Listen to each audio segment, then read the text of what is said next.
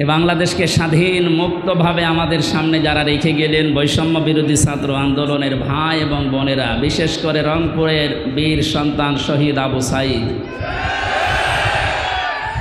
গিয়েছিলাম তার কবরে।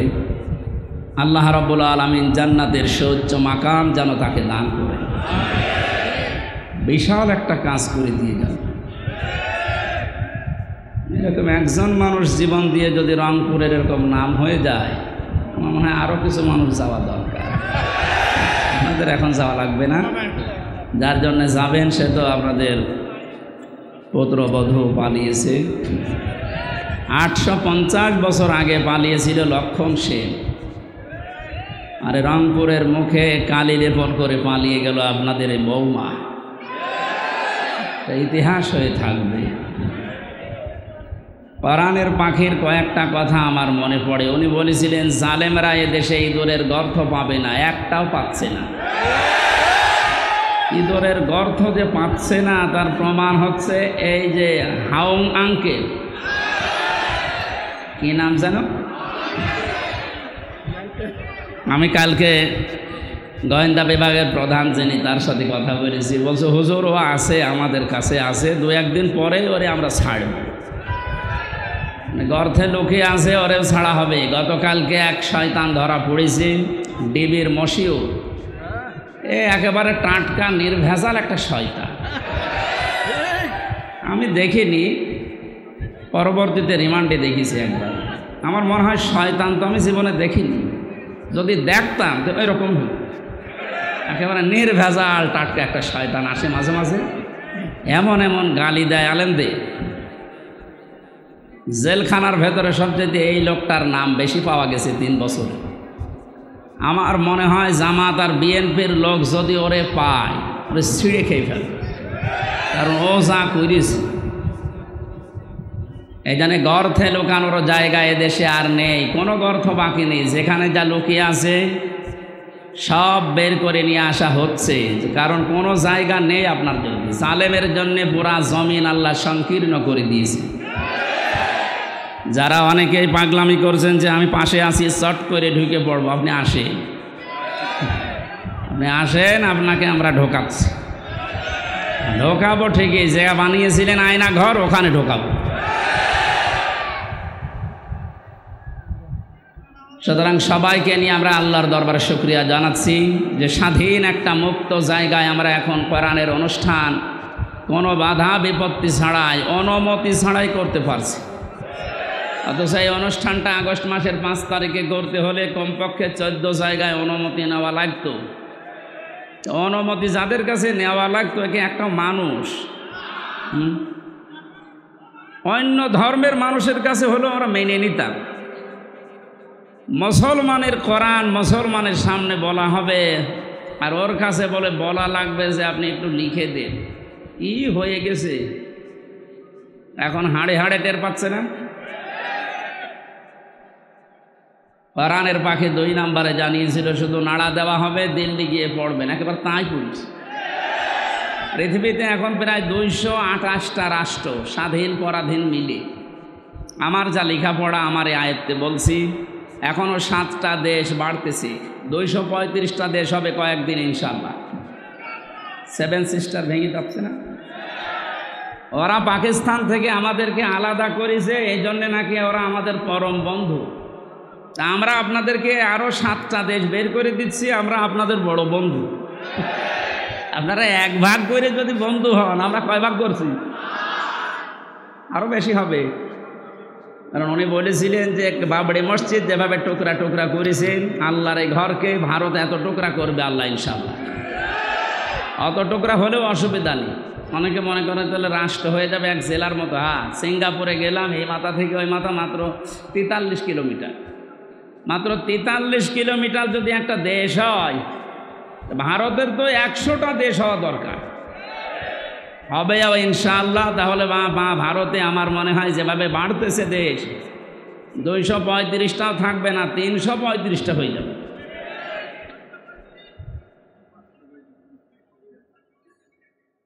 ওনার আর একটা স্বপ্নের কথা বলছে। উনি জানিয়েছিলেন এদেশে জালেমদের নাকের ওপরে কালেমার পতাকা পথ পথ করে উড়বে। সেই স্বপ্নও বাস্তবায়ন হতে যাচ্ছে ইনশাআল্লাহ। আমরা কোরআনে কারিম থেকে যে আয়াত পড়েছি তাফসীর আকারে কথা বলার চেষ্টা চালাবো। ওমা তাওফীকি ইল্লা বিল্লাহ। শুনতে এসেছি কোরআনে কারিম, কি বলেন তো? নবীজি বলেন ইকালু লিসাহিবিল কোরআন, কিয়ামতের ময়দানে মহান আল্লাহ কোরআন পড়া মানুষদেরকে বলবেন পড়। ইকরা, কি বলবেন? ইকরা মানে হ্যাঁ, এটা ক্লাস চলছে। যারা এখানে আছে কলেজ বিশ্ববিদ্যালয় মাদ্রাসায় পড়া, আমরা জানি অধিকাংশ ক্লাসগুলো হয় সর্বোচ্চ 45 মিনিট। 45 মিনিট ক্লাস হয় এই কারণে, কারণ যারা ক্লাস নেয় বিশ্ববিদ্যালয়ে কলেজে এদের যোগ্যতা নেই, এই জন্যে 45 মিনিটে শেষ করে দেয়। বলছে ঠিক। আমাদের ভার্সিটিতে একজন ক্লাস নিত ডক্টর লোকমান স্যার, ওনার যে যোগ্যতা কোরআনের ওপরে হাদিসের ওপরে, আমার মনে হয় উনি 45 মিনিট না 45 ঘন্টাও যদি ক্লাস নেয় কেউ মাথা তুলবে না, এত যোগ্যতা আল্লাহ তারে দিয়েছে। কিন্তু 45 মিনিট পরে ঘন্টা বেজে যায় আর একজন আসে। কেন? বিজ্ঞান এই মাথা নিয়ে গবেষণা করে চালিয়েছে যে এখানে যে সমস্ত সিস্টেমগুলো আল্লাহ দিয়ে রেখেছেন, মানুষের কথা রিসিভ করার জন্য একটা জায়গা আছে, অক্সিপিটাল লব বলা হয়। এই জায়গাতে মানুষের কথাগুলো ধরে ক্যাচ করে রেখে দেয়। সর্বোচ্চ 45 মিনিট কথা বলার পরে মানুষের এই জায়গা এখান থেকে আগেরটা আবার মুছে যায়, নতুন করে যেটা বলবেন ওইটা যোগ হয়। এই জন্য 45 মিনিটের পরে ক্লাস নেওয়া ঠিক না, কারণ ক্লাস একটা গুরুত্বপূর্ণ জিনিস। বিশ্ববিদ্যালয়ে যারা ক্লাস নেয় 1 ঘন্টা 45 মিনিট, তারা কমপক্ষে 20 ঘন্টা পড়াশোনা করা লাগে। আগে 40-50টা বইয়ের রেফারেন্স আগে দেওয়া লাগে, নয়তো যারা সামনে বসে আছে আমাদের মতো শ্রোতা তো না, সব ওখানে মেধাবী ছাত্রছাত্রী বসে থাকে। এই জন্যে বলছি এটা যেহেতু ক্লাস চলছে, ক্লাসের মতো আপনি অ্যাক্টিভ থাকবেন। এদিকে ওদিকে তাকানো, মোবাইল টেপা, ছবি তোলা সব বন্ধ করে দিন। আমি কয়েকদিন আগে মালয়েশিয়া ছিলাম, আজহারি ভাই ওখানে যে ক্লাসগুলো নেয় তাফসির মাহফিলে, ওয়াজ মাহফিলে, এই ক্লাসগুলো 45 মিনিট 50 মিনিট করে উনি নেয়, সব অ্যাক্টিভভাবে। মোবাইল কারো থাকলে বন্ধ করে রাখবেন, ছবি তোলা, এদিক ওদিকে তাকানো সব বন্ধ। কারণ এখানে যে কথা হবে এর চাইতে গুরুত্বপূর্ণ কথা পৃথিবীতে আর নেই। বলেন, আমি যে শব্দ বললাম, কিয়ামতে আল্লাহ সাহেবে কোরআন যারা, তাদেরকে বলবেন পড়। কে বলবেন বলেন তো? কার সামনে বলেন না কেন? আল্লাহ নিজের সামনে দাঁড় করাবেন, বলবেন পড়। ইকরা, ইকরা কি? কোরআন শরীফের ভেতরে ইকরা শব্দের অর্থ আমি পেয়েছি প্রধানত 4টা। কোনো মানুষ যদি কোরআন পড়তে চায় কমপক্ষে 4টা শর্ত তাকে মানা লাগবে। আল্লাযীনা আতাইনাহুমুল কিতাবা ইয়াতলুনাহু হাক্কা তিলাওয়াতি উলাইকা ইউমিনুনা বিহি ওয়া মান ইয়াকফুর বিহি ফাউলাইকা হুমুল খাসিরুন। সূরা বাকারা 121 নম্বর আয়াতে আছে, আল্লাহ পাক বলেন যাদেরকে আমি কিতাব কোরআনে কারিম দিয়েছি তারা তেলাওয়াত করলে কিতাবকে হক আদায় করে তেলাওয়াত করে। কি আদায় করে? তাহলে কোরআন যারা পড়বে তারা যেন হক আদায় করে পড়ে। উলাইকা ইউমিনুনা বিহি, আর এই মানুষগুলো, এই যে আল্লাহ পাক মনে হচ্ছে তার কুদরতির আঙ্গুল এইভাবে ইঙ্গিত দিয়ে ইশারা দিয়ে জানিয়েছে, রংপুরের পার্বতীপুরে এই মানুষগুলো যারা এখন শুনছে পড়ছে, আমরা এখন আল্লাহর কুদরতি হাতের নিচে আছি, উনি যেন আমাদেরকে ইঙ্গিত দিচ্ছে যে এই মানুষগুলো উলাইকা ইউমিনুনা বিহি, এরাই আমার কোরআনে বিশ্বাসী। ওয়া মান ইয়াকফুর বিহি, এখন যে ব্যাখ্যাটা বলবো এর ভেতরে যদি আপনার পড়া না মেলে, ফাউলাইকা হুমুল খাসিরুন, ওই মানুষটা আমার কোরআনে বিশ্বাসও করে না, তারা ক্ষতিগ্রস্ত। বলেন নাউজুবিল্লাহ। শিক্ষিত মানুষ যারা আছেন এবার মিলাবেন, কোরআন যদি কেউ হক আদায় করে পড়ে সে আল্লাহর কোরআনে বিশ্বাসী, হক আদায় করে না পড়লে সে আল্লাহর কোরআনে বিশ্বাসী না। কোরআন যারা বিশ্বাস করে না তারা কাফের। এই কথা বলছেন কেন? চারটা শর্তের প্রথম হচ্ছে আপনাকে তেলাওয়াত করা লাগবে শুদ্ধ করে। বাংলাদেশে একটা সমস্যা হয়ে দাঁড়িয়েছে, 100 জনের 95 জন কোরআন শরীফ শুদ্ধ করে পড়তে পারে না। প্রথমটায় তো ধরা খেয়ে যাচ্ছে আমরা। এজন্য শিক্ষা ব্যবস্থা যেখানে যেটা আছে, সে মাদ্রাসার নাম হোক, স্কুলের নাম হোক, মডেল নাম হোক, কিন্ডারগার্টেন হোক, যাই হোক, এখানে 100 মার্কের কোরআনে কারিম আমরা বাধ্যতামূলক চাই। আমরা কোরআনে কারিম হক আদায় করে পড়তে হলে এটা শুদ্ধ করে পড়ার নিয়ম করতে হবে। শিক্ষা ব্যবস্থায় 15.5 বছরে এমনভাবে ধ্বংস করে দিয়েছে, আমি একটা একটা করে পয়েন্ট আকারে বলতে গেলে আপনি এখনই উঠে দাঁড়িয়ে পড়বেন। এই জন্য আমরা যেখানে যে প্রতিষ্ঠান গড়ে তুলছি, আজকের এই যে নুরানি ক্যাডেট হাফিজিয়া মাদ্রাসা, এখানে আমি জানি শুদ্ধ করে পড়ানো হয়। আরাতিলিল কোরআন তারতিলা, আল্লাহ পাক বলেন কোরআন পড়তে হলে স্পষ্টভাবে সহি শুদ্ধভাবে তারতিলের সাথে থেমে থেমে পড়ো। এই নির্দেশ কার? তাহলে আমরা প্রথম বুঝলাম 1 নম্বরে যদি কেউ কোরআন পড়তে চায় হক আদায় করে, তাকে শুদ্ধ করে পড়া লাগবে। দ্বিতীয় নম্বরে শুধু শুদ্ধ করে পড়লেই হবে না, এটা আপনাকে বুঝতে হবে। ফেরাউন তার রাজত্বে নিজেকে খোদা দাবি করার জন্য যে পয়েন্টগুলো সামনে এনেছিল, সেটার দ্বিতীয় পয়েন্ট ছিল এই আসমানি কিতাব জনগণকে বুঝতে দেওয়া যাবে না। আমার মনে হয় 1000 বছর পর অনেকেই হামানের মতো মন্ত্রীর পরামর্শে, উপদেষ্টাদের পরামর্শে, লেডি ফিরাউন দুনিয়ায় যারা এসেছিল, তারাও আল্লাহর আসমানি কিতাব কোরআনে কারিমকে বোঝার পথ বন্ধ করে দিচ্ছিল। মানে দিয়েছে। কোরআন বোঝার মতো কোনো ইনস্টিটিউট দেশে খোলা হয় না, কোরআন গবেষণা করার মতো কোনো প্রতিষ্ঠান দেশে বানানো হয় না। লালনের জীবনী গবেষণা করার জন্য একাডেমি বানিয়েছে। লালন গবেষণাগার বানানো হয় এদেশে, লালন একাডেমি তৈরি করা হয়, অথচ কোরআনের একটা শব্দ নিয়ে আপনি চিন্তা ভাবনা করে নতুন কোনো তথ্য বের করবেন সেরকম কোনো প্রতিষ্ঠান এদেশে নেই। দুঃখজনক হলেও সত্য, আমরা 96% মুসলমান। কত ভাগ? 96%। 96% আমাদের দরকার নেই। গত পরশু দিনের আন্তর্জাতিক একটা রিপোর্ট পেয়েছি, এদেশে এখন 100 জনের 14 জন মানুষ যারা বিদায় নিয়েছে, জালেম স্বৈরাচারী, এদের পক্ষে এখনো পর্যন্ত সাফাই গাচ্ছে। 100 জনের জবান খোলেন না কেন? 100 জনের 28 জন এখনো পর্যন্ত যে কোনো কায়দায় থালা হাতে নেওয়ার চেষ্টায় আছে। সে যেভাবে থালা দেন, থালা নিয়ে কি করবে? আগস্ট মাসের 5 তারিখের পর থেকে আজকের এই সেপ্টেম্বরের 21 পর্যন্ত আমরা একটা জরিপ দেখতে পাচ্ছি, যারা এখনই খাবো খাবো বলছে, তারা কিন্তু তাদের চরিত্রের বহির্প্রকাশ এই 1 মাস 15 দিনে ঘটিয়ে ফেলেছে। আনন্দের সংবাদে এই জরিপের শেষে লেখা আছে, এই দেশে 100 জনের 58 জন মানুষ এখন চাচ্ছে আল্লাহর আইন দেশে কায়েম হোক। কথা বোঝার চেষ্টা করেন ভাই, তাকবীর পরে দিয়ে।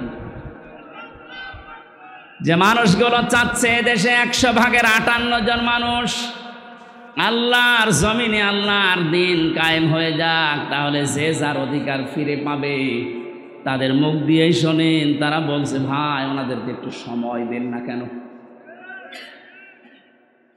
কেবল মাত্র 1515 বছরের একদিন 2 দিন না, 15.5 বছরে সব উলট পালট করে রেখে গেছে। যারা দায়িত্ব নিয়েছে তাদের প্রতিদিনের বক্তব্য এটা যে হাত দেব কোথায়, যেখানে হাত দেয় সেখানে দুর্নীতি। একটা দেশ কত বড় দুর্নীতিগ্রস্ত হলে কেন্দ্রীয় মসজিদের ইমাম পর্যন্ত পালিয়ে যায়। এ চোরাই আবার কালকে এসেছিল, পিটানি খেয়ে বিদায় নিয়েছে। মসজিদের ইমাম পালিয়ে গেছে, ও যদি আবার ফিরে আসলে এই রকম অবস্থা হয়, তুমি চট করে ঢুকে পড়বা, তোমার কিছুই হবে না। আসো, কথা বলেন না কেন? কিচ্ছু লাগবে না ভাই, যে খায় তাদেরকে দিয়ে দেন। এই কথা বলবেন না, যে যেখানে আছেন ওখানে বসেন।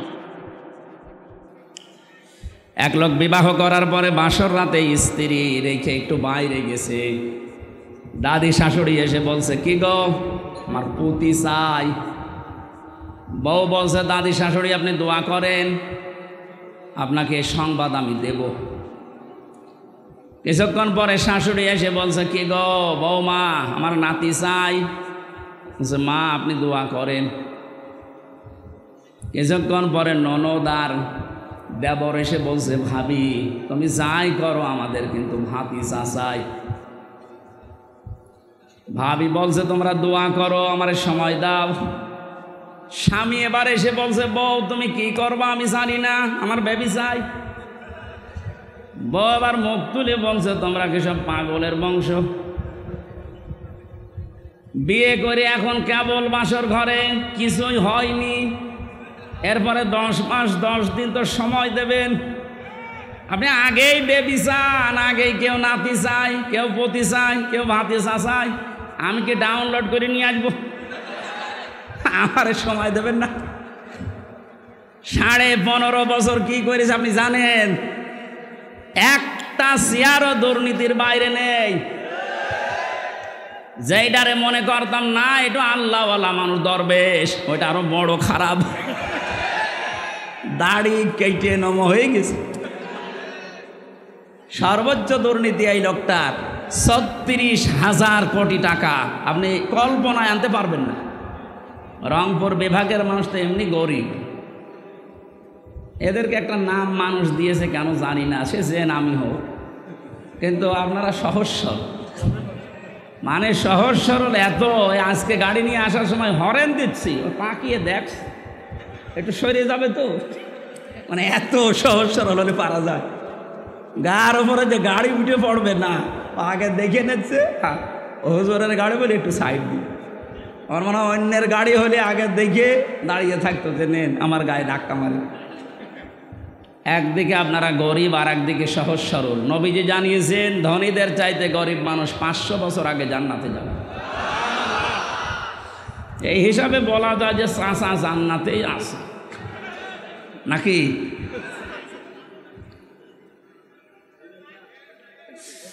আমার ভাইরা যারা দায়িত্ব পেয়েছে, সংস্কারের জন্য যখন ছাত্ররা আপনাদের হাতে দিয়েছে, খুব তাড়াতাড়ি করেন, এদেশের কোনো চেয়ার যেন বাকি না থাকে, সবগুলো সংস্কার করেন। কারণ এই জালেমদের দোসর এইগুলো। 1628টা চেয়ার ছিল এই বাংলাদেশে, মেন চেয়ার, এই চেয়ার না, ওইগুলো, ওই চেয়ারগুলো দিয়েই এদেশ পরিচালিত হতো। আর ডিরেকশন আর তো দাদার কাছ থেকে। সুতরাং আমরা চাই এদেশের চেয়ারের একটা চেয়ারেও যেন কোনো জালেম না থাকে, জালেমের দোসররা না থাকে, সবগুলো সংস্কার করে নতুন মানুষ এনে বসান। হ্যাঁ, কথা বলেন না কেন? এটা করার জন্য আপনাকে সময় কিছুদিন দেওয়া লাগবে না, 10 মাস 10 দিন, নাই তো কি ফিলাক্সিলোড করে নিয়ে আসবে। এখনই খালি বারবার যে দেন থালা, থালা দেন, থালা নিয়ে করবেন কি? এ অবস্থায় যদি আবার ছেড়ে দেয় তাহলে এই 15 বছরের মতো দিনের ভোট রাতি হয়ে যাবে। এজন্য সংস্কার যখন চলছে, আমরা আহ্বান জানাই যারা দায়িত্বে আছেন, আপনারা একটা সম্মানজনক সময় নিয়ে তাড়াতাড়ি সংস্কার করেন। একটা জালেমের দোসরকেও আমরা আর দেখতে চাই না। আল্লামা মামুনুল হক কয়েকদিন আগে ঘোষণা দিয়েছেন, এই দেশে যেই মানুষগুলো জুলুম করেছে ১৬২৮টা, এর বাকি যারা জেলায়, উপজেলায়, থানায়, ইউনিয়নে যারা জালেম বলে চিহ্নিত, এদের ছবি মোড়ে মোড়ে টাঙিয়ে দেন, যেন জালেমরা কিয়ামতের আগে দেশে আসতে না পারে। এই দাবি আপনারা করেন না? কিয়ামতের আগে দেশে আর জালেমরা আসতে পারবে না, সব ছবি টাঙিয়ে দেন, আসুক। শর্ট করে ঢুকবে, আমরাও শর্ট করে ধরবো, শর্ট করে আর একেবারে আয়না ঘরে লাগিয়ে দেবো। আমি 10 দিন ছিলাম মাত্র, এই আমার জীবন অতিষ্ঠ হয়ে গিয়েছিল। আর ব্যারিস্টার আরমান 8 বছর। আপনি ভাবতে পারেন কত বড় কঠিন জায়গা এটা। মুফতি ফখরুল ইসলাম আমার সাথে ছিল জেলখানায়। উনি বলছিল আমার যখন এই আয়না ঘরে নিয়ে যায়, মাটির নিচে এই পায়ের ভেতর দিয়ে হাত উপর দিয়ে দিয়ে সামনে যে রডের বেড়া দেওয়া আছে, এই রডের সাথে দিয়ে হাত তালা লাগিয়ে দিত। আপনি যেহেতু কায়দ হবেন না, সেই কায়দা নেই। আমারে বলতো, হামজা ভাই, আমার মাঝে মাঝে মনে হতো আল্লাহ হয় মরণ দাও, না একটু শোয়ার ব্যবস্থা করে দাও। এই যে শুয়ে থাকা, এটা যে কত বড় নিয়ামত আল্লাহর, আমি ওই কতদিনে টের পেয়েছি। হাত যদি শুধু বেঁধে রাখতো তাও তো ঘুমানো যায়। হাতে পায়ের ভেতর দেয়, সামনের দিকে রডের বেড়া ওর সাথে লাগিয়ে তালা লাগিয়ে দেয়। দেখ, 1.5 মিনিট সময় দেয় টয়লেট করার জন্য। আর খাবার যা দেয় মনে হয় কেউ মাখিয়ে রেখেছে, ওইটাই এনে দেয়। খালে খান, না খেলে মরে যান। মানে মরে গেলে তো আর অসুবিধা নেই, কেউ তো জানে না যে ও আছে কিনা, এমনি মানুষ মরে যায়। আমার নাই ভেতরে কোরআন শরীফ ছিল, প্রতিনিয়ত আমি কোরআন শরীফ পড়তাম আর বিভিন্ন দৃশ্য ভুলে থাকতাম। কিন্তু যারা হাফেজ না, কোরআন শরীফ নেই, তাদের কি অবস্থায় 8টা বছর কেটেছে বলেন তো। আমার 3 বছরই যেতে চাই না, আমার ডায়াবেটিস হয়ে গেছে, অথচ আমার শরীর চলে না। এই শরীরে ডায়াবেটিস হলে মেনে নেওয়া যায়? কি কষ্ট দিয়েছিল ওই মানুষগুলোকে। আমার মনে হচ্ছে এই দেশের 18 কোটি মানুষ যদি এই জালেমকে মাফ করে দেয়, ব্যারিস্টার আরমানের বউ জীবনও মাফ করবে। আপনারা করে দেন আপনাদের বউমা, তা আমাদের বউ, আমার বউ তো মাফ করবে না। কারণ 3 বছর আপনি তার থেকে কি অবস্থায় রাখলেন। আমারে জেলে দিলে কোনো সমস্যা না, জেলে দিলে 7 দিন পর পর দেখা করা যায়, কথা বলা যায় মোবাইলে। আর আমার একেবারে বিচ্ছিন্ন, সরকারি মোবাইল তো কল্পনাই করা যায় না। দায়িত্বে যেগুলো দিত সবগুলো হিন্দু, সুভাষ দাস, সুব্রত বালা, দেবদাস, দেবদুলা, এ নাম শুনলেই মনে হচ্ছে যে এ কিছু না কিছু করবে। এসে 24 ঘন্টা পায়ের কাছে, হাতের কাছে বসে থাকে। আমি তো কারোর সাথে কথা বলবো না। সবচাইতে বেশি ঝামেলায় লেগেছিল আমারে আর মাওলানা মামুনুল হক। আপনি কেন করলেন এইটা? এমনিতেই জেলে দিতেন, আটকে রাখতেন, রাখেন। এই কয়েকদিন আগে আমার মামলা সব খারিজ হয়ে গেছে। মানে আগস্টের 5 তারিখের পরে যেই মামলা তুলেছে সব খারিজ করে দিয়েছে বিচারপতি। বলছে কি দেখে মামলার বিচার করবো, এর ভেতরে কোনো মাল নেই, যা। আমি বলতে গেলাম যে বিচারপতি, এ 3 বছর তো আপনার কাছেই ছিল, তখন তো বলেননি যে কোনো মাল নেই, এখন বলছেন কোনো মাল নেই, কি দেখে বিচার করব? উনি এইটাই বলতো যে হুজুর আমার হাত বাঁধা ছিল। কি ছিল? এখন আমার হাত খোলা আছে, এখন আর তো কেউ বাধা দেওয়ার মতো নেই। এখন সত্যটা আমি সত্য বলে জানিয়ে দিলাম যে আপনি নির্দোষ, কোনো দোষ আপনার আমি পাইনি।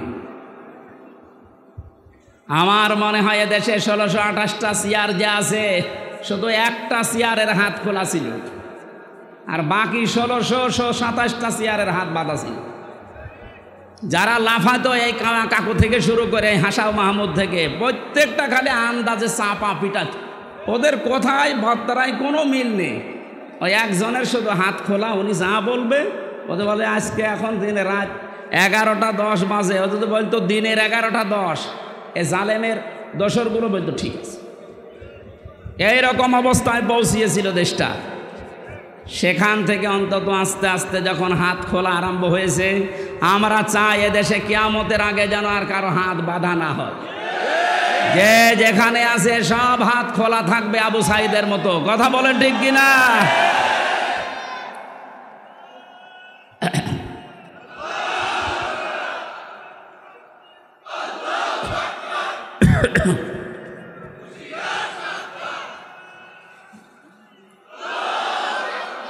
দরুদ পড়ছি, সালাম পাঠাচ্ছি আমাদের নবী মুহাম্মদুর রাসূলুল্লাহ সাল্লাল্লাহু আলাইহি ওয়াসাল্লামের প্রতি। তার প্রথম শব্দ ছিল কিয়ামতের দিন আল্লাহ মানুষকে বলবেন পড়।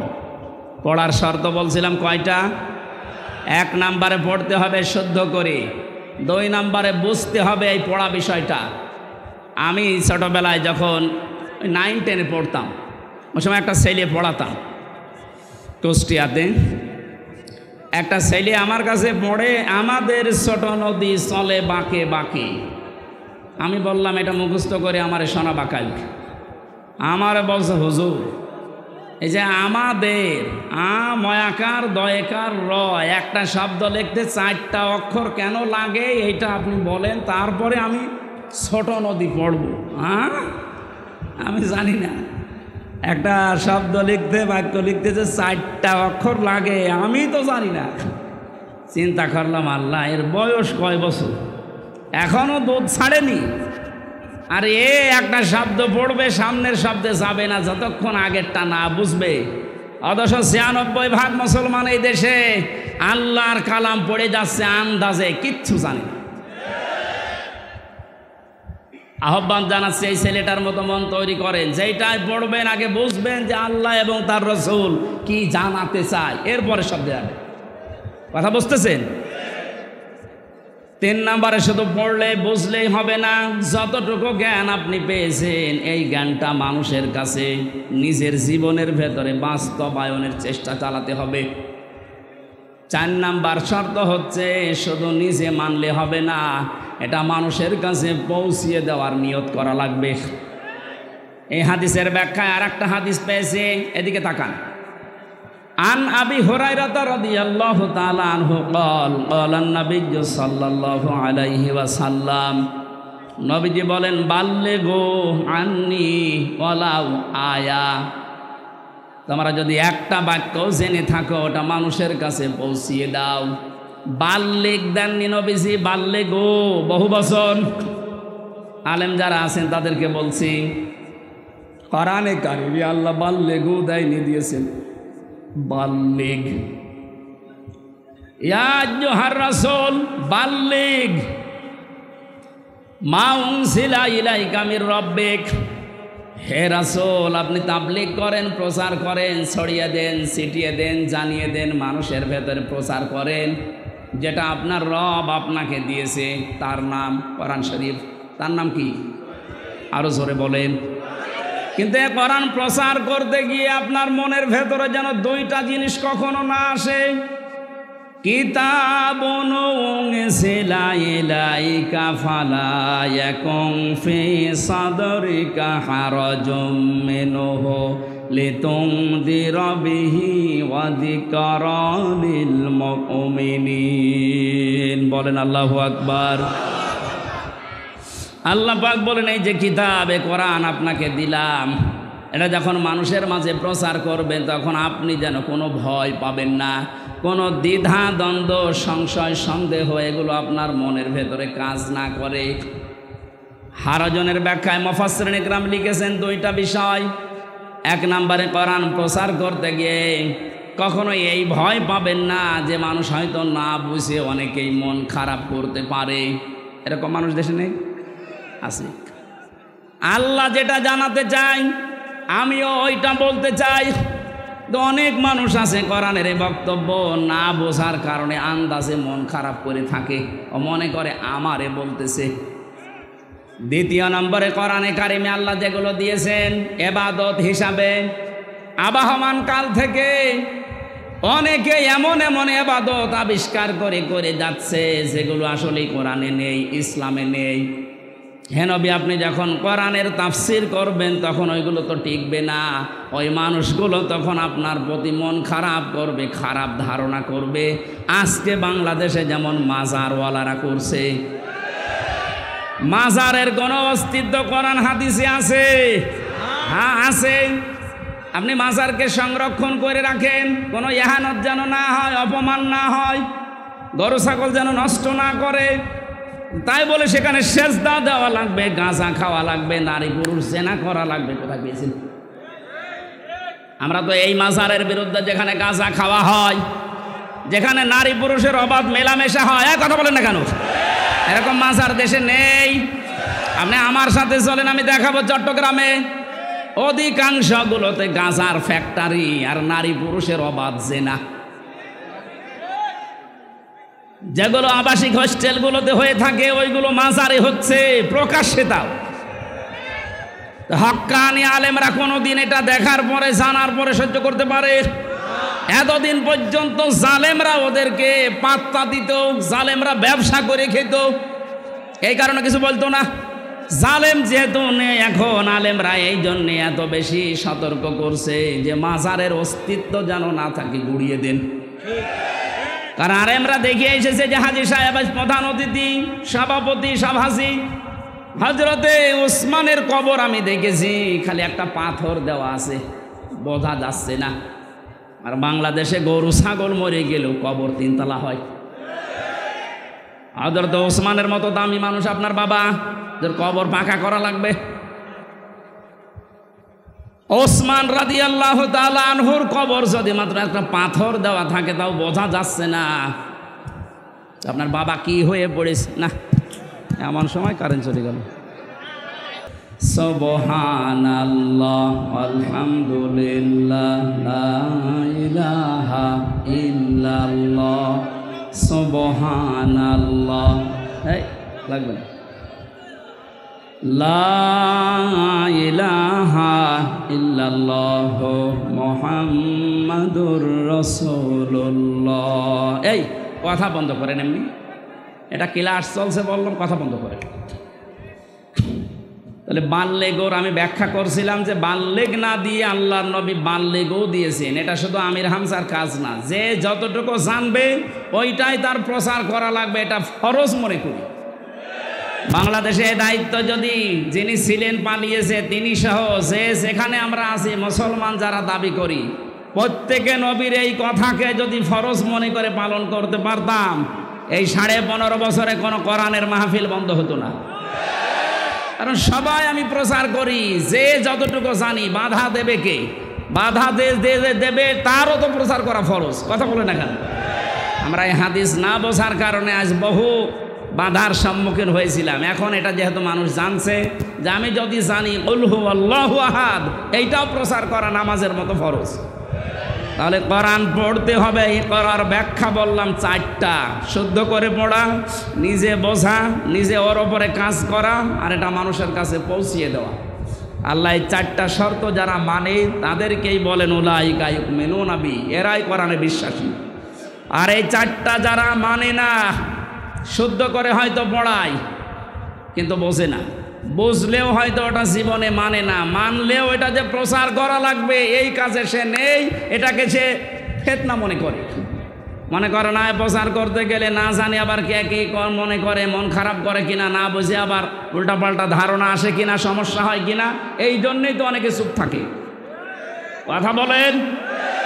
আমার রিমান্ডে 10 দিনই একই প্রশ্ন করেছিল যে অত বেশি বলার দরকার কি? আপনি চুপ থাকতে পারেন না, তাহলে তার এই মাটির নিচে আসা লাগে না। তাহলে ওরাও জানতো যেটা প্রচার করা, ও যা বলে বানিয়ে তো বলে না, সঠিক কথাই বলে, কিন্তু ওর মুখ বন্ধ করা লাগবে। যেন এমন এমন কড়া কড়া কাজ করেছিল আমার সাথে, আমার 11 ঘন্টা টাঙিয়েছে, কালো কাপড় দিয়ে চোখ বেঁধে, সামনে না পেছনে হাত বেঁধে, ডান্ডা বেড়ি লাগিয়ে মাজায় দড়ি দিয়ে টাঙিয়েছে। 1-2 ঘন্টা 5 ঘন্টা 11 ঘন্টা আমার নামাজ পড়তেও দেয়নি। 4 ওয়াক্ত নামাজ আমি আন্দাজে পড়েছি, কারণ সব বাধা। 1.5 মিনিট 2 মিনিট সময় দিতে খালি পোশাক করে আসি, মাটির নিচে তো কিছু বোঝা যায় না। এরপরে শেষে যখন আর রাজি হয়নি, বলছে এই আকিজ গ্রুপে আমি চাকরি করতাম, আকিজের বিরুদ্ধে বলা লাগবে। সর্বশেষ বলেছিল জামাতে ইসলামী বাংলাদেশ এবং ছাত্র শিবিরের বিরুদ্ধে যে কথাগুলো লিখে দিলাম, ওরা জঙ্গি সংগঠন, এগুলো বলা লাগবে। যদি না বলেন আপনার বউ তুলে নিয়ে আনবে। বলেন কোথায় ওদের চরিত্র পৌঁছিয়েছি। যেগুলো অফিসার ছিল আমার মনে হয় সবগুলো বাইরের দেশ থেকে ট্রেনিং দেওয়া। এদের চরিত্র এত খারাপ, আল্লাহর ভুল ধরতো মাঝে মাঝে। আরে ভাই তুই আমার মামলার বিষয়ে জিজ্ঞাসা কর, যে এই বিষয়ে আপনি কিছু জানেন কি না, না, ও আল্লাহর ভুল ধরে। অথচ মুসলমান, নাম জাহিদুল ইসলাম, নাম আতিকুল ইসলাম, শেখ ইমরান, ডিসি মান্নান, আসাদুজ্জামান, মনিরুল ইসলাম, কি সুন্দর সুন্দর নাম দেখেছে। আসাদুজ্জামান মানে কি? জামানার বাঘ। মনিরুল ইসলাম স্ট্যাটাস দিয়েছে কালকে, এই শয়তানরা যদি দেশের মানুষ ধরতে পারে, জঙ্গির নাটক সাজিয়ে বিনা কারণে হাজার হাজার মানুষের জীবন নষ্ট করছে। জঙ্গি কিসের জঙ্গি? হ্যাঁ, ওরা নিজেরাই জঙ্গি। এই দোষটাকে অন্যের ঘাড়ে চাপিয়ে কি করে দেশের ইসলামপন্থী যারা আছে তাদেরকে কাবু করা লাগবে, ঘায়েল করা লাগবে। আর বাইরের দেশকে এই ইস্যুটা কাজে লাগিয়ে কিভাবে অবৈধ ক্ষমতায় থাকা যায়, তাছাড়া কিচ্ছু না। 3 বছরে তো আমি কোনো জঙ্গি পাইনি। কয়েকজন আছে জেলখানা একটু উগ্র, জঙ্গি না। জঙ্গি কোথায় পাচ্ছেন? দেশে কিছু উগ্র মানুষ আছে, এই মানুষগুলোকে এরা জঙ্গি বলে বাইরের দেশকে দেখায় যে দেশে আছে। আমরা যদি না থাকি এ দেশ জাহান্নাম হয়ে যাবে। তোমরা থেকে কি করেছো? খালি টাকা পাচার করেছো, টাকাগুলো সব ফেরত নিয়ে আসা হবে। এ দাবি আপনি করেন না? কারো টাকা বাইরে না থাকবে, সব টাকা ফেরত নিয়ে আসা হবে। যারা টাকা আনতে পারবে না তাদের বউ ছেলে মেয়ে সব রাষ্ট্রের কাজে লাগানো হবে। আর ওদের 14 বংশ এ দেশে অবৈধ ঘোষণা করা হবে যদি টাকা বাইরে থেকে না নিয়ে আসতে পারে। টাকা আপনার বাবার টাকা নাকি? রংপুরের খেটে খাওয়া মানুষের এই ঘাম ঝরানো পয়সা আপনি 36,000 কোটি টাকা পাচার করলেন। আপনি মানুষ, আপনাকে তো 100 বার টুকরা করলেও এ দেশের মানুষের ঝাল মিটবে না। কালকে বাংলাদেশের সর্বোচ্চ জায়গায় যারা আছে তাদের ভেতরে একজন, আমি নাম নিলাম না, উনি ঘোষণা দিয়েছেন আল্লামা সাঈদীকে যেভাবে ফাঁসি দেওয়া হয়েছিল বিনা দোষে বিনা কারণে, ফাঁসির রায় দিতে তো পারেনি, শেষে যাবজ্জীবন দিয়েছে, আমৃত্যু দিয়েছে। কিন্তু যারা দিয়েছে ওদের বিরুদ্ধে একটাও মিথ্যা কথা বলা লাগবে না, শুধু সত্য কথা দিয়েও যদি বিচার করা যায় তাহলে 1000 বার ওকে ফাঁসি দেওয়া যাবে। 1000 বার। কি করেছেন আপনি নিজে নিজে ভাবে। অনেকে বলছে যে কিছুই করেনি, পদ্মা সেতু বানালো। কিসের পদ্মা সেতু বানিয়েছে? যা মেরে খেয়েছে। এই যে মসজিদের নাম বলে 560টা মসজিদ, আপনি জানেন সঠিক ইতিহাস? সৌদি আরব টাকা দিয়েছে, সেই টাকা দিয়ে মসজিদ বানিয়ে নিজের বাবার স্বপ্ন বলে চালাচ্ছে। যত স্বপ্ন সব তোমার বাবা দেখেছে, আর আমরা কি ঘুমাই? আমাদের স্বপ্ন নেই? কোরআনের পাখির যে স্বপ্ন ছিল ওই স্বপ্ন এখন বাস্তবে রূপ আসতেছে ইনশাল্লাহ। যখন 100 জনের 58 জন চাচ্ছে, আর কিছুদিন যেতে দেন, এই দেশের 100 জনের 100 জন মানুষই চাইবে আল্লাহর কোরআন দিয়ে দেশ চলুক। কারণ 53 বছর তো আমরা দেখলাম, একটু শোনেন, 53 বছরে বাবা চালিয়েছে, স্বামী চালিয়েছে, চাচা চালিয়েছে, ভাবি চালিয়েছে, বোনও চালিয়েছে, বাবু চালায়নি। আমরা দেখলাম কি হয়। এখন শুধু বাকি আছে আল্লাহর এই কোরআন দিয়ে দেশ চললে কেমন দেখা যায়, এটা আমরা দেখতে চাই। এই কথা বলেন না কেন? এটা দেখতে চাই না? এটা দেখবেন। এটা যদি কায়েম হয় তখন বুঝবেন যে কেমন সুন্দরভাবে দেশ চলছে। কেউ না খেয়ে থাকবেন ইনশাল্লাহ। আমরা যতটুকু আশা পাচ্ছি, দেখতে পাচ্ছি ভরসার জায়গা। এদেশের মানুষ যদি আর কয়েক % বেড়ে যায়, আর বাড়বে আমি ইচ্ছা করে আশা করছি, কারণ কয়েকদিন আগে 10 জন মুসলমান হয়ে গেল দিনাজপুরে, এর আগে 2 জন চুয়াডাঙ্গা, এর আগে 1 জন গাইবান্ধা, এর আগে 1 জন এই চট্টগ্রামের কি লালদিঘি। হতেই আছে অমুসলিমরা, আর মুসলমানরা তো একেবারে ছোট সালেম আর মাঝারি সালেম ফিরে আসতেছে। কারণ বড়গুলো তো সব তালিকা করা, ও আসবে না। আমার কুষ্টিয়ার যে 2 জন ছিল তালিকা, কোথায় যে পালিয়েছে, ওর বাড়ির ইট পর্যন্ত মানুষ খুলে নিয়ে চলে গেছে, পায়খানার প্যানও খুলে নিয়ে গেছে। যা, আমার মাঝে মাঝে মনে হয় আবু জেহেলের বাড়ি যদি পায়খানা হতে পারে, কারণ ও ওখানে বসে বসে সলা পরামর্শ করত নবীর বিরুদ্ধে, ইসলামের বিরুদ্ধে। কথা বলেন না কেন? এই জন্য আল্লাহ ওই জায়গাটাকে অভিশপ্ত করে দিয়েছে। ওই জায়গাটাও এখন ইন্টারন্যাশনাল পায়খানা। আমি হজে যখন উপর দিয়ে ঘুরছিলাম, আমার পেটে ব্যথা করছিল। হঠাৎ ওই জায়গায় গেলাম, যে দাঁড়িয়ে আছে, এক পুলিশকে বলছি, হে ভাই, আমার তো পেটে ব্যথা করছে, এতক্ষণ তো ভালোই ছিলাম। আমারে বলছে ইয়া হাজি হজ্জা, তাই না বিলাদুকা। হাজি দেশ কোথায়? যেহেতু মেন বাংলাদেশ, আমি বাংলাদেশ থেকে এসেছি। আমারও বলছে আপনি জানেন না এটা কোন জায়গা? না তো, আবু জাহেলের বাড়ি। আপনি এখনও পায়খানা না করে দাঁড়িয়েছেন, তাড়াতাড়ি করে। ওই কাজ করে দেখে আমার পেটের ব্যথা ভালো হয়ে গেছে। তার মানে আল্লাহ আমাকে বোঝাতে চাইছে যে হামজা, এত লক্ষ টাকা খরচ করে আসলে আর ওই শয়তানের মুখে পায়খানা না করে চলে যাবা, তাড়াতাড়ি করো। কাবার পাশে ওর বাড়ি, এত দামি জায়গা, শুধু ইসলামের বিরুদ্ধে অবস্থান নিয়ে জালেমের থাকার জায়গা যদি আল্লাহ গজবের জায়গা বানিয়ে দেয়, এ বাংলাদেশেও যে সমস্ত জায়গায় বসে বসে আলেমদের বিরুদ্ধে, ইসলামের বিরুদ্ধে ষড়যন্ত্র করত, ওই জায়গাগুলো জাতীয় পায়খানা বানানো। আমার কে বললাম বুঝে বলছেন তো ঠিক নাকি আন্দাজে? আবু জাহেলের বাড়ির সাথে এ বাড়ির যাদের মিল আছে, সে যে নম্বরই হোক, এই নম্বরগুলো আমরা পায়খানা বানাতে চাই। সারা বিশ্বের মানুষ দেশ দেখতে আসবে আর জানবে যে এই জায়গায় গেলে পেটে ব্যথা হবে। হ্যাঁ, কথা বলে না কেন? কারণ এই গজবের জায়গা এগুলো, যেখানে ইসলামের বিরুদ্ধে ষড়যন্ত্র হয়তো বসে বসে দুর্বিসন্ধি করতো, কি করে আলেমদের ফাঁসি দেওয়া যায়, কি করে আলেমদের আটক করে রাখা যায়। মামলাটা আমার 31 বার উঠেছিল, জামিন দেয়নি। অথচ জালেম চলে যাওয়ার পরেই মামলা তুলেছি, কোনো কিচ্ছু নেই, একবারে খালাস করে দিয়েছি। তার মানে ওর হাত ছিল। বিচারপতি কারবার বলতো আমার কাছে কেন আসেন? হাইকোর্টের বিচারপতি বলছে আমার কাছে কেন আসেন? আমার হাত বাঁধা। উপর থেকে যতক্ষণ পর্যন্ত আল্লাহর ওই অলি সিগন্যাল না দেবে কিছু করা। কোথায় ছিলাম আমরা? বিচার ব্যবস্থাকে কোথায় পৌঁছিয়ে দিয়েছে। আজকে প্রধান বিচারপতি যে কথাগুলো জানিয়েছে, আমার মনে হয় এই কথাগুলো বাংলাদেশে অতি শীঘ্রই, অতি দ্রুত কার্যকারী করা দরকার। তাহলে ন্যায় বিচার দেশে কায়েম হবে ইনশাআল্লাহ। যারা দায়িত্বে আছে আল্লাহ তাদেরকে ওমরের মতো যেন বানিয়ে দেন, বলেন আমিন। আমরা হাদিসের এখনো 5-6টা শব্দ ছিল সামনে। অরাত্তিল কামা কুংতা তোরাত্তিল ফেদ্দনিয়া, এই শব্দগুলোর ব্যাখ্যা আপনারা আশপাশে যারা আলেম আছে এনাদের কাছে জেনে নিয়ে আমরা তাফসিরুল কোরআন মাহফিলে প্রবেশ করছি। সূরা নসর, কোন সূরা? বলেন বলেন, নসর না নাসর? নুন সোয়াদ র। নাসরুন শব্দের শাব্দিক অর্থ হচ্ছে সাহায্য, আর নুন সিন র নাসর মানে ঈগল পাখি।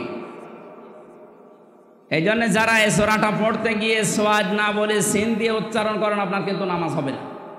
কারণ নামাজ ভাঙার কারণ 19টা, তার ভেতরে প্রথম কারণ কোরআন যদি কেউ অশুদ্ধ পড়ে। এবার তেলাওয়াত করবেন শুদ্ধভাবে। আমরা প্রবেশ করছি। ফাউযু বিল্লাহি মিনাশ শাইতানির রাজিম। বিসমিল্লাহির রহমানির রহিম। ইযা জাআ নাসরুল্লাহি ওয়াল ফাত। সূরা নসরে 3টা আয়াত আল্লাহ দিয়েছেন। কোরআন শরীফে 3 আয়াত বিশিষ্ট সূরা আছে, 3টা, আসর, নসর আর কাউসার। কয়টা সূরা? এর ভেতরে মাত্র 3টা আয়াত আছে। আমার তো যতটুকু কোরআনের উপরে পড়াশোনা করা আছে, এই নসরের ভেতরে আল্লাহ এত কথা দিয়েছেন, তাফসীর আকারে যদি আমি কিয়ামত পর্যন্ত হায়াত পাই তাও এত কথা শেষ করা সম্ভব না। এত কথা এই সূরার ভেতরে আছে। নসর শব্দের শাব্দিক অর্থ সাহায্য। আল্লাহ বলেন যখন আসবে আমার সাহায্য তখন আপনি বিজয় দেখতে পাবেন। তাহলে বিজয় আসার শর্ত সাহায্য। বিজয় আসার শর্ত কি? এই 15.5 বছর পরে যে বিজয় এসেছে এটা আল্লাহর সাহায্যে এসেছে। মাধ্যম বৈষম্য বিরোধী ছাত্র আন্দোলনে যারা জীবন দিল এরা মাধ্যম, আর যারা 2700 এখনো হাসপাতালের বেডে কাতরাচ্ছে। আমরা এদেশের দায়িত্বে এখন যারা আছেন তাদেরকে আহ্বান জানাচ্ছি, বাংলাদেশে এখনো যারা হাসপাতালে কাতরায়, বিশেষ করে স্বাধীনতায় এই যুদ্ধে যারা আহত হয়েছে প্রত্যেককেই যেন পুনর্বাসন করা হয় তা সঠিকভাবে এবং স্থায়ীভাবে। কথা বলেন ঠিক কিনা? এরা জীবন্ত শহীদ, কারো চোখ নেই, কারো পা নেই। আমি কুষ্টিয়া হাসপাতালে এই 6 তারিখে গিয়েছিলাম দেখার জন্যে। 5 তারিখে স্বাধীন হয়েছে, 6 তারিখে সকালে গিয়ে দেখি একজনের অন্ডকোষ উড়ে গেছে। একজনের চোখ উড়ে গেছে। আমার যতটুকু সমর্থ ছিল আমার বাবার, আমি নিজের পক্ষ থেকে বাড়িগুলো ওই শহীদদের বাড়ি গিয়ে সাহায্য করে এসেছি। রাষ্ট্রকে আহ্বান জানাচ্ছে আপনারা এগিয়ে আসেন। এই দরবেশের টাকা এবং এই জালেমাদের টাকা পয়সা সবগুলো বাজেয়াপ্ত করে এদের পেছনে খরচ করে। আমার ভাইরা, এজন্য যে বিজয় আমরা পেয়েছি এটা আল্লাহর সাহায্যে, তাছাড়া সম্ভব ছিল না। 15.5 বছর এদেশে বহু মানুষ চেষ্টা চালিয়েছে, পারে নাই। আমার মনে হচ্ছে আবু সাইদ, মুগ্ধ, রায়হান, ইয়ামিন সহ এই ছেলে মেয়েদেরকে আমার আল্লাহ পাক এই দেশে আবাবিল পাখির মতো পাঠিয়েছে। ইযা জাআ নাসরুল্লাহি ওয়াল ফাত, যখন আসবে আল্লাহর সাহায্য, হে নবী আপনি বিজয় দেখতে পাবেন। আর বিজয় যখন আসবে, যে 7টা জিনিস পর পর দেখা যাবে, তার 1 নম্বরে অরাআইতান নাসা ইয়াদখুলুনা ফি দীনিল্লাহি আফওয়াজা, আপনি দেখতে পাবেন দলে দলে পালে পালে মানুষ ইসলামে প্রবেশ করছে। কোথায়? বলেন বলেন। এই সুযোগটাকে যেন অন্যদিকে না নিয়ে যায়। এই জন্য ফরিদপুর থেকে শুরু করে এই যে পঞ্চগড়ে অনেকে এখন কাজে লেগে পড়েছে বিভিন্ন মিশনারির নাম দিয়ে। সাদা পোশাকে তারা আসতেছে, নারী আর পুরুষ সবার পোশাক সাদা। ওরা এখন খ্রিস্টান ধর্মের নাম না, ঈসাই ধর্মের নাম দিয়ে মানুষদেরকে ওই ধর্মে নিয়ে যেতে চেষ্টা চালাচ্ছে। এটা বিজয়ের বিপক্ষের অবস্থান। বিজয় আসলে আপনি দেখতে পাবেন দলে দলে মানুষ পালে পালে ইসলামে আসবে, খ্রিস্টান ধর্মে আসবে, হিন্দু ধর্মে আসবে, ইহুদি ধর্মে আসবে। এরকম কোনো কথা আল্লাহ পাক ঘোষণা দেননি। সুতরাং যারা এগুলো করছেন আপনাদের মতলব অন্যদিকে। আমি কথা বোঝাতে পারিনি, নিচে নামা যাচ্ছে না, সমস্যা আছে। সুতরাং এগুলো যারা করছেন আপনারা থামবেন। এ দেশের বিজয় মুসলমানেরা যখন এনে দিয়েছে, আল্লাহ যেটা জানাতে চায় দলে দলে পালে পালো মানুষ ইসলামে আসবে, এইটাই আমরা দেখতে চাই, অন্য কিছু না। সুতরাং ইহুদি, খ্রিস্টান, কাদিয়ানি, অন্যান্য যত নাম নিয়ে মানুষদেরকে ইসলাম থেকে বের করার চেষ্টা চালাচ্ছেন, এদেশের মুসলমানেরা এখনো বুঝে উঠতে পারেনি। যদি বুঝে উঠতে পারে, মাটি তলা পায়ের নিচে কিন্তু মাটি থাকতে দেবে না। কথা বলেন। আমরা আপনাদেরকে আহ্বান জানালাম, আপনারা থামবেন। যারা অন্য ধর্মের প্রচার করছেন, 96% মুসলমানের দেশে ইসলাম থাকবে, অন্য কিছু না। অন্য যারা থাকবে জিজিয়া দিয়ে থাকবে। কথা বলে না কেন? আপনারা যদি বসবাস করতে চান, হ্যাঁ ওয়েলকাম, স্বাগতম জানাচ্ছি, নিরাপত্তা দিয়ে রাখা হবে, কিন্তু নিজেদের ধর্ম ইসলামের উপরে চাপিয়ে দেবেন না। কারণ আল্লাহর সাহায্য যখন আসে তখন বিজয় আসে। এই আয়াত অনুযায়ী আমরা দেখতে পাচ্ছি বিজয় আসার প্রথম কাজ, মানুষ আসবে ইসলামে। কোথায়? আফওয়াজা শব্দের শাব্দিক অর্থ আলেম যারা আছে জিজ্ঞাসা করেন তো। দিন আল্লাহর, আমরা হচ্ছে দিনের খাদেম, কামলা, লেবার, মনীষ, পাট, যাই বলেন, সার্ভেন্ট, ভিত্ত। আমরা কেউ এ দেশে দিনের মালিক না, আমরা সবাই দিনের খাদেম। দিনের খাদেমে কথা বলতে লজ্জা হয়, শরম লাগে, নিজেকে ছোট মনে হয়। আরে বিশ্ব নবী ছিলেন দিনের খাদেম।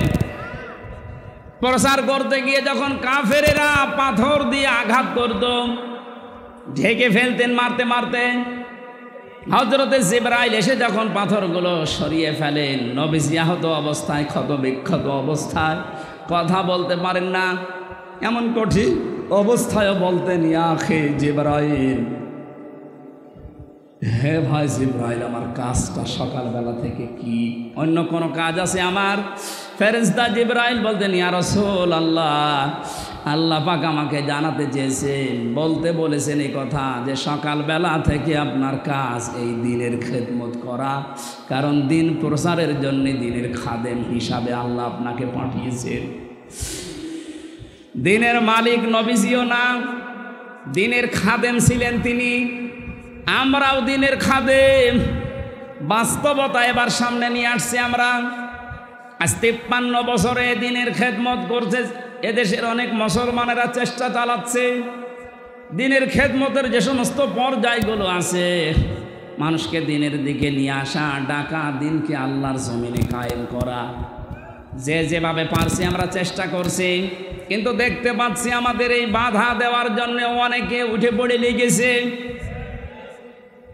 আজকের মাহফিলের সভাপতি বাবুল সাহেব, উনি যদি বলে আমাদের 10 জনকে যে আপনাদের আমরা কামলা নিলাম, আপনি এই 2 বিঘা জমি ধান লাগিয়ে দেন, আমরা 10 জন মিলে ধান লাগাচ্ছি, বিকাল 5টা পর্যন্ত আমাদের ডিউটি, উনি বিকাল 5টা এসে আমাদের বেতন দিয়ে দেবেন। বিকাল 5টা বাজতে আর মাত্র 10 মিনিট বাকি আছে, 10-12 জন মস্তান মোটরসাইকেল নিয়ে, অস্ত্র নিয়ে এসে বলছে ধান লাগানো যাবে না, যা লাগিয়েছেন সব আমরা তুলে ফেলবো। আমরা যারা কামলা আছি, খাদেম আছি, আমরা যারা লেবার আছি, আমরা বলবো ভাই আপনারা ধান তুলে ফেলবেন, অসুবিধা নেই, কারণ ধানের মালিকও আমরা না, এ জমির মালিকও আমরা না। কথা বলেন না? আমাদের একটা উদ্দেশ্য আছে এখানে কাজ করার। উদ্দেশ্যটা হচ্ছে এই জমিন যার, তিনি এখানে নেই, কিন্তু আমরা হচ্ছে পাহারাদার। এ ধান আমরা বহু কষ্ট করে লাগিয়েছি সারাদিন। আপনারা যদি ধান তুলে ফেলতে চান ফেলেন, কিন্তু আর 10 মিনিট পরে, কারণ আর 10 মিনিট পরে মালিক আসবে, আমাদের বেতন দিয়ে দেবে, বেতন নিয়ে আমাদের সংসার চলবে। আপনি যদি এখনই তুলে ফেলেন, এখনও তো 5টা বাজেনি, মালিক এখনও আসেনি, উনি এসে যদি দেখে ধান সব তোলা হয়ে গেছে, আমাদের বেতন দেবে না। কথা বলেন না কেন? আরো জরিমানা নিতে পারে যে তোরা থাকতে ধান তুললো কেন। আমারও প্রশ্ন হচ্ছে, মালিক যখন আসবে তার আগে 5টা পর্যন্ত পাহারা দেওয়ার দায়িত্ব এই লেবারদের, এই খাদেমদের। এই কথা বলেন। আমরা যেহেতু জমিনের কামলা, এ জমিনের মালিক না, এই জমিনে আল্লাহর দিন কায়েম করতে হবে। বিকাল 5টা মানে জীবনের শেষ দিন, জীবনের শেষ দিন পর্যন্ত যে থাকা লাগবে মাঠে ময়দানে, এ ঘোষণা আমি বানালাম। সূরা হিজর 14 নম্বর পারার 99 নম্বর আয়াত। এটা আল্লাহ পাক বলেন, ওয়া'বুদ রাব্বাকা হাত্তা ইয়াতিয়াকাল ইয়াকিন। হে নবী, আপনার রবের ইবাদত করবেন, রবের জমিনে আপনি ইবাদত করবেন, কামলা দেবেন। কতদিন পর্যন্ত? যতদিন আপনার মরণ না আসে। তার মানে জমিনে দিন কায়েম করার জন্য চেষ্টা চালাতে হবে। জীবনের শেষ দিন বিকাল 5টা মরণ পর্যন্ত। এর ভেতরে যদি কেউ বাধা দিতে আসেন, ওই ধান তুলে ফেললে যেমন মাস্তানদের সাথে হাতাহাতি হওয়া, কথা কাটাকাটি হওয়া, মারামারি হওয়া, খুন খারাপি হওয়া সম্ভাবনা নেই। বলেন বলেন বলেন। সুতরাং এই জমিনেও আমরা বিকাল 5টা পর্যন্ত কাজ করব। এর ভেতরে যদি কেউ বাধা দিতে আসেন, হাতাহাতি হবে, কথা কাটাকাটি হবে, মারামারি হবে, প্রয়োজন হলে মেরেও ফেলতে পারে। কারণ আমাদের বেতন দরকার। আমাদের বেতনের নাম জান্নাত। দেবে কয়টায়? 5টায়। বলেন বলেন। যেহেতু এখনো বিকাল 5টা বাজে নাই, মানে জীবনের শেষ দিন আসে নাই। আমার জীবনের মেন কাজ এখন এইটা, কি করে জমিন আল্লাহর দিন কায়েম হয়। এর ভেতরে বহু বাধা দিয়েছিলেন বিভিন্ন কায়দায়, যেগুলো বাধা দিয়েছে সেগুলোকে আল্লাহ নিজে অপমান করছে। এই যে কালামানিক বিসি উড়ে গেছে, বিসি উড়ে যায়নি, ওর অবস্থা এখন ভালো না। দয়া পরবশ হয়ে অনেক বিচারপতি এখন বলছে ওরে ছেড়ে দিলে ভালো হয়। কিসের ছেড়ে দেওয়া? ও মরে যাক, ওর কোনো ছাড় নেই। শুধু না, যত জালেম ধরা পড়েছে ওরা যেন কিয়ামতের আগে আর ছাড়া না পায়। কারণ এগুলো ক্যান্সার। এ বের হলে আবার ইসলামের বিরুদ্ধে ষড়যন্ত্র করবে, ধান তুলে ফেলবে। এক কথা বলে না কেন? আমি জেলে বসে আছি আর আমার নামে তালিকা করেছে 116 জনের ভেতরে আমার নাম আছে। আরে বেটা, আমি তো বসে আছি 3 বছর। কত বড় শয়তান দিয়ে গেছেন। আর ওরে নাকি এখন ছেড়ে দেবে। কিসের ছেড়ে দেওয়া? কোনো ছাড় নেই এদের। যেহেতু আমরা বিকাল 5টা পর্যন্ত কাজ করছি, অনেক মস্তান হস্তান আসবে এ ধান তুলে ফেলতে। এ ধান লাগিয়ে বিকালে যখন মালিক আসবে বেতন দেবে, এরপরে বাড়ি। এর আগে জমিন ছাড়া যাবে। কারা কারা টিকে থাকবেন বিকাল 5টা পর্যন্ত দেখি? লিল্লাহে তাকবীর। দিন ইসলাম, দিন ইসলাম, আল কোরআনের আলো, দুনিয়ার মুসলিম এক হও, লড়াই করো, নারায়ে তাকবীর। আমির হামজা ভাই এগিয়ে চলো। আলহামদুলিল্লাহ ভাই।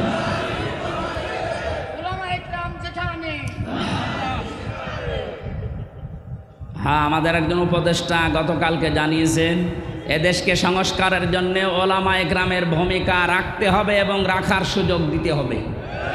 সুতরাং ওনার কথায় আমি সাপোর্ট দিচ্ছি। এদেশে আলেমরা যেন ভালো ভালো জায়গায় যায়।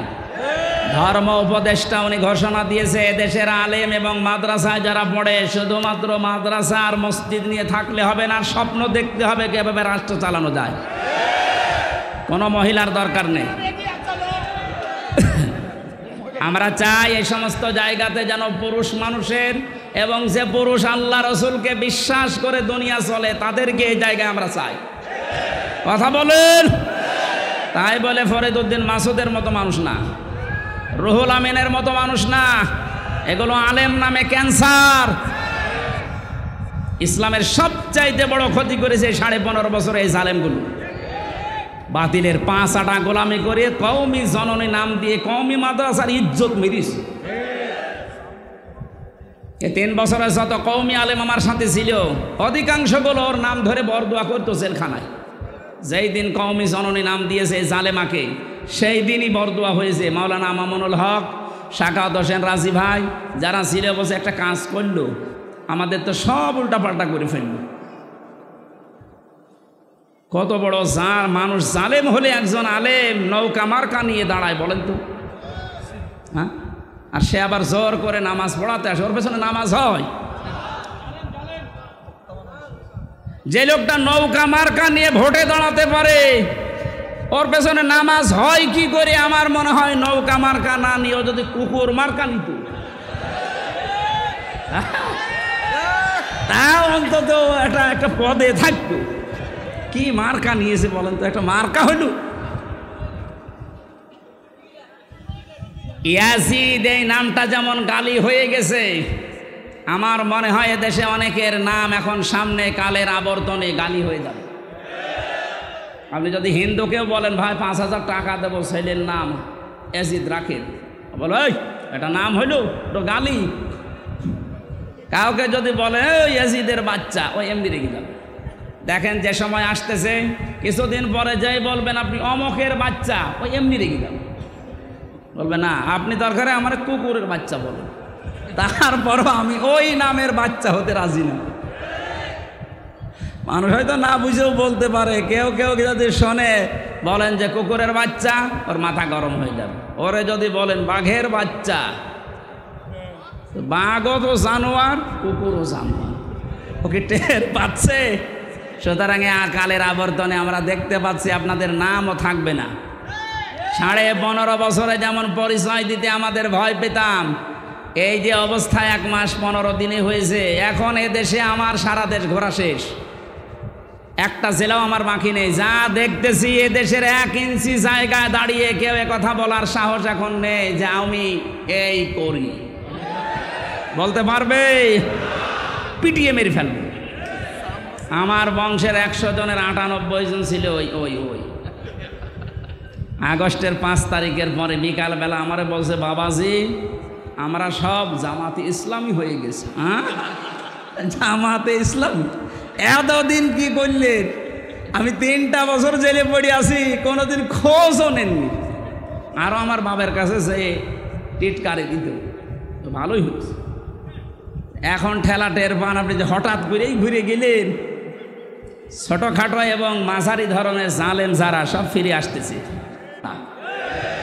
বুঝে ফেলেছে। এই জন্যই বলছি মোড়ে মোড়ে ছবি টাঙিয়ে দেন, ফেসবুকে দিয়ে দেন, যে এগুলো যেন দেশে আসতে না পারে, এলাকায় ঢুকতে না পারে। নূহ আলাইহিস সালামের ওই দোয়াই করছিল, তাযার আলাল আরদি মিনাল কাফিরিনা দাজ্জার, এদের আন্ডা বাচ্চা পর্যন্ত যেন জমিনে থাকতে না পারে, কারণ ওর পেট থেকে যেটা আসবে ওটা ডবল হারামি হবে। সম্মানিত মুসল্লি কিরাম, আমরা আল্লাহর জমিনে আল্লাহর দ্বীনের খাদেম, আমরা কেউ মালিক না। আমরা চেষ্টা করে যাচ্ছি, যদি কায়েম হতে পারে ভালো, না হলেও আমাদের অসুবিধা নেই, আমাদের বেতন আছে। কথা বলেন না কেন? এখন যিনি বাবলু সাহেব, উনি যদি বলেন এই মাস্তানরা যা করবা করো, আমি কিছু বলবো না, যদি সামনাসামনি কিছু না বলে বুঝতে হবে ওনার গোপনে কোনো দুর্বিসন্ধি আছে। কারণ এখন হয়তো কিছু বলছে না, কিন্তু সেই দিন ধরবে, মস্তানদের বাপ বলার সময় দেবে না। আল্লাহ আগস্টের 5 তারিখে যেমন দেয়নি, দুপুরের খাবার খেয়ে যাবে, সে সময়ও দেয়নি। খালি 5 মিনিট চেয়েছিল যে একটু লিখে যা, বলে কিসের লিখা, আসতেছে, আপনি তাড়াতাড়ি ওঠেন, তাড়াতাড়ি ওঠেন বলে যে কাজ করেছিল ওই সময়ের ভেতরে বলছে না আমি পদত্যাগ করিনি। তো এগুলো এই ভিডিও কি ফেরেশতারা বানিয়েছে? যতই চালাকি করেন, তাই যে ধোকাবাজি করেন, এতদিন পেরেছেন, এখন আর এদেশের মানুষ সতর্ক, খুব সতর্ক হয়ে আছে। বাংলাদেশ জামাত ইসলামের কেন্দ্রীয় আমির সেদিন কুষ্টিয়ায় গিয়েছিল, উনি ঘোষণা দিয়েছে আমরা কিন্তু এখন সজাগ। এদেশের 100 জনের 86 জন মানুষ এখন সজাগ, 14 জন শুধু একটু ঘরে আছে। এই ঘর কেটে যাবে ইনশাল্লাহ, যখন পিঠের ওপরে পড়বে তখন ঘর এমনি কেটে যাবে। পড়তেছেও মাঝে মাঝে, এদেরকে দিয়ে জালেমারা একটু মাঝে মাঝে দেখে যে হ্যাঁ ওরা জেগে আছে কিনা। প্রথমে লাগিয়েছিল অন্য ধর্মের লোকদেরকে, হালে পানি নেয়নি। এরপরে লাগিয়েছে প্রধান বিচারপতিকে দিয়ে একটা কূ তৈরি করে, পারেনি। এরপরে লাগিয়েছে আনসারদের। কিসের আনসার? 42,000 আনসার নিয়োগ হয়েছে, তার ভেতরে 32,000 গোপালগঞ্জের। তা আমরা যে এখনো 63 জেলার লোক আছি, আমরা কি ঘাস কাটছি? সবই যদি ওই জেলার হয়, তো বাংলাদেশে 63 জেলা জেলা না? পার্সেন্টেজ হিসাবে ভাগ করে দিতে পারেন না? সবগুলো ওখান থেকে, এই জন্যই তো ওরা লেগেছে। এ 17 বছর কোথায় ছিলেন আপনার অধিকার নিয়ে? হঠাৎ এখন শুরু করেছেন। পুলিশ ছাড়া যদি দেশ চলতে পারে, ও আনসার ছাড়া চলবে 1-2, কোনো দরকার নেই, সাদা বিলুপ্ত করে দিন। এই জন্য আমাদের উদ্দেশ্য হচ্ছে দিন কায়েম করা এদেশে, যেহেতু দিন আল্লাহর, আর আমরা সব কামলা, আমরা সব কামলা, খাদেম, লেবার, মনীষ, জন, পার্ট, সার্ভেন্ট, ভিত্ত যাই বলেন, আমরা চেষ্টা চালাচ্ছি আমাদের বেতনের জন্য। বিকাল 5টায় যখন আল্লাহ আমাদেরকে বেতন দেবে, বলবে যা ওয়াসিকাল্লাযীনা তাকাও রাব্বাহুম ইলাল জান্নাতি যুমারা, 70,000 গেট তৈরি হবে আমাদেরকে রিসিপশন করার জন্য। আজ এই দেশের নেতা যারা আসে বিভিন্ন জেলাতে, মন্ত্রী, এমপি, তাদের জন্য 8টা, 10টা, 15টা গেট হয়। আল্লাহ আল্লাহ আমরা এমন খাদেম আল্লাহর দিনের 70,000 গেট আল্লাহ বানাবে। আল্লাহ যেন এই ভাগ্য আমাদের কপালে লেখেন, বলেন আমিন। সুতরাং বিজয় আসলে যে সমস্ত কাজ সামনে আসবে, তার একটা আরম্ভ হয়ে গেছে। দিন যত যাচ্ছে, এদেশে দিন কায়েম হোক, এটা অনেকেই চাচ্ছে। 58 ভাগ যখন হয়ে গেছে, এটা মিথ্যা নয়। ফাসাব্বিহ বিহামদি রব্বিকা ওয়াস্তাগফির, আমাদের কাজ এখন আল্লাহর কাছে ইস্তেগফার করা, নত হওয়া, বিনয়ী হওয়া, তার কাছে তওবা করে ফিরে আসা। ইন্নাহু কানা তাওয়াবা, অবশ্যই তিনি তওবা কবুলকারী। তওবা কবুল হওয়ার জন্য শর্ত আছে 3টা। কয়টা বলেন বলেন? 1 নম্বরে অপরাধ করার পরে স্বীকৃতি দেওয়া। আমি সহ যারা এখানে আছি, এই কান লাগান, আমরা প্রত্যেককে আল্লাহর কাছে এখন প্রকাশ্যে স্বীকৃতি দিচ্ছি যে আমরা অপরাধী। বলেন বলেন, আমরা অপরাধী না, আমরা গোপনে না, প্রকাশ্যে বলছি আল্লাহ আমরা অপরাধী। 2 নম্বরে আমরা অনুশোচনা করছি, অনুতপ্ত আমরা। 3 নম্বরে জীবনে যা ভুল করেছি, ওই ভুলে আর কোনো দিন ফেরত যাব না। আল্লাহ আমাদের তাওবা অবশ্যই কবুল করবেন, কারণ তিনি গফুর, গফফার, সাত্তার সব নাম নিয়ে বসে আছেন। এই মাহফিলটা মাদ্রাসার উন্নয়নের জন্য দিয়েছিলেন। সভাপতির কাছে আমরা একটু আহ্বান জানাচ্ছি, ওনারা শুনতে চাচ্ছে যে আপনি কি দেবেন। যেহেতু দায়িত্বে আছেন সভাপতির, আক্তার হোসেন চৌধুরী বাদল ভাইকে বলবো, যা বলবেন আপনি একটু সামনে বলেন, কত দেবেন এই মাদ্রাসা একটু বলেন।